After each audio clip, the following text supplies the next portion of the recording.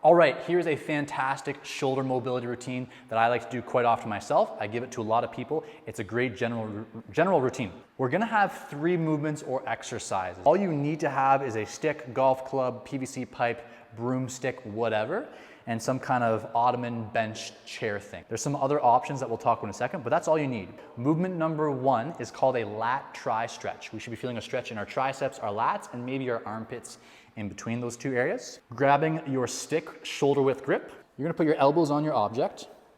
You're gonna walk your knees backwards as I'm showing until a point that you feel you can start to peek the head through this window you've created.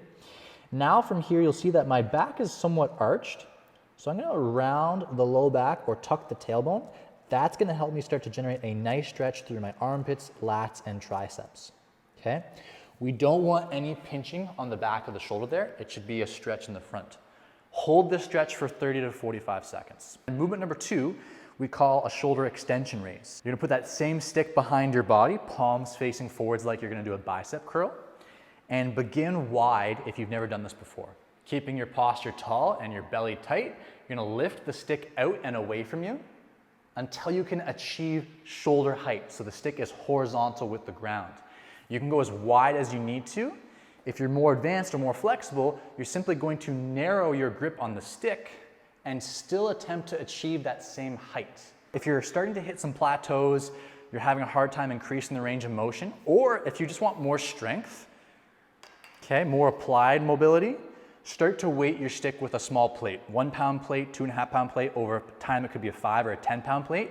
That will help you create very strong shoulders in this extension position. Those are our first 2 movements. I would do 8 to 10 reps of the extension raise. The last movement, you're gonna do body weight, or if again, you're a little bit more competent, a little bit more advanced, you could hold a plate in your hand, light. I wouldn't do more than 5 pounds for the vast majority of people. And you're gonna do what we call a shoulder car, controlled articulate rotation. You bring your arm overhead, not allowing the spine to help out, so I'm not extending here.